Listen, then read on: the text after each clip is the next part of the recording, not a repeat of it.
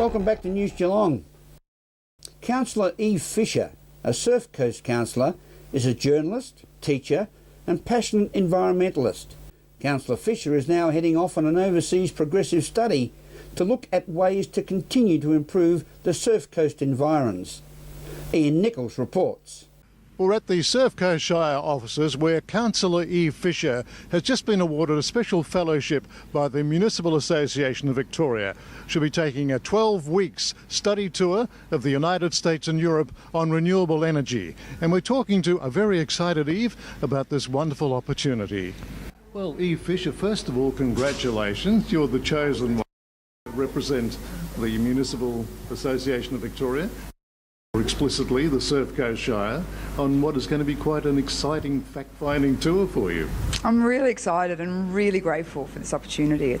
I didn't really sort of think I'd have a chance to win it. It's something that, it just blew me away when it happened, and I've just been planning for a few months to get going next week.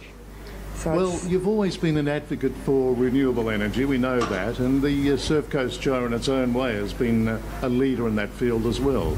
Yeah, it's fantastic, and I suppose as a Green I've kind of, you get really passionate about sort of specific environmental issues, and I see renewable energy as an option that everybody can be involved in, whether it's businesses or residents, to actually do their bit to reduce carbon emissions and save electricity bills, save money on electricity bills. So I'm going to look at community options and how communities can tap into group buying power or solar farms or business opportunities that people can actually get involved and do their bit at a community level. Well, now you're going to various parts of Europe where they're already well into that, so you're hoping that you can bring back some ideas? Yeah, Germany, I'm really excited about Germany. America's a bit of a leader in the community model and enabling people to tap into community projects.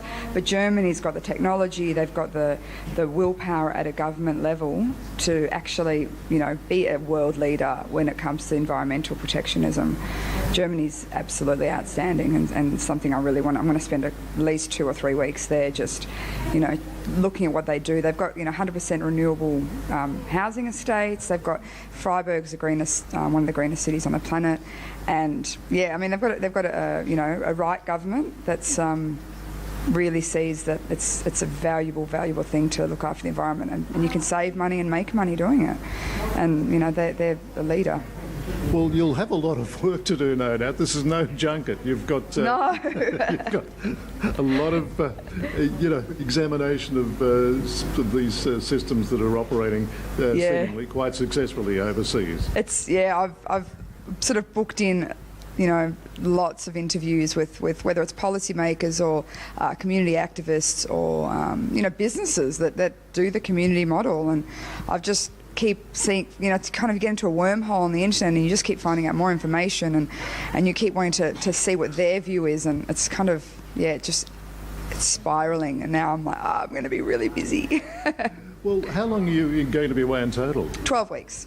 Yeah, so leave on Monday and head to the States, States and Canada for 5 weeks, and then Europe for 5 weeks, and then come back via Asia and might pop up to Japan and have a look, because they're really big in solar. So it's amazing what comes out of the woodwork when you start looking. It's really sort of influential programs that I want to bring home the ideas for local government areas in Victoria and beyond. Well, you may well see a white Christmas during although I might be in Spain as well. Okay. Spain's got solar farms as far as the eye can see. They're huge in technology in Spain, so I want to see the technology that's in. I want to go to Denmark and look at wind and wave power, but I think wave power for Victoria, that's just, we've got a huge coastline, we should be tapping into it. So it's going to be interesting to see what I find out. Well, we'll be waiting with bated breath, as they say in the classics, when you do return, Eve. Thank you. To see what sort of, renewable and sustainable ideas you bring back that will obviously help us to, save, not just on the energy, but in the hip pocket move as well. Hip pocket, exactly. It's not rocket science. It's not hard to save money by, there's 3 times as many jobs in renewable energy than there is in fossil fuels. So it's there for the taking. We've just got to actually make a choice. So follow my blog while you're away. And you'll keep it up. Congratulations. Thank you so much. I appreciate your time. at the Surf Coast Shire. This is Ian Nichols for News Geelong. Thank you, Ian. The directly elected mayor voting process for the City of Greater Geelong is now underway as News Geelong continues its coverage of the candidates. Tonight, Merrill Friend speaks with former Mayor Ken Jarvis. As part of our rolling interviews to do with the mayoral candidacy for Geelong's City of Greater Geelong Mayor, we are now speaking with Ken Jarvis, former Mayor of Geelong, who was very, very involved with the waterfront precinct. So I was here for a number of years, a little while ago now, but when I look around this fantastic waterfront where we are today, it brings it all back to me, because this is one of the things that I helped bring to life, and it makes me very proud, and I'd like another chance to do something like this again. I think Geelong is stalling at the moment. I think it's time we got the city moving, which is my slogan I'm running on, and I think I've got the experience and the background to make that happen, so I'm asking the people of Geelong for another chance. So what is it that's made you come back to this thought? I mean, you didn't run last time when there was the first popularly elected mayor? Yes, well, I considered it, but when Keith Fagg put his hand up, I know Keith quite well. He's a wonderful man, and I thought, you know, he's got the time.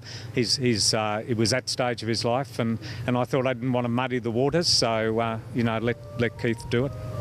Now, in regards to Keith, of course, what's your opinion of just the layperson having a go to get into council? Do you think it's, after that experience, do you think it's really something that can work? I don't think so, to be honest. I think you need to have a bit of knowledge, understanding about how council works. Council is probably the most political form of government we have in Australia, and so you need to understand that.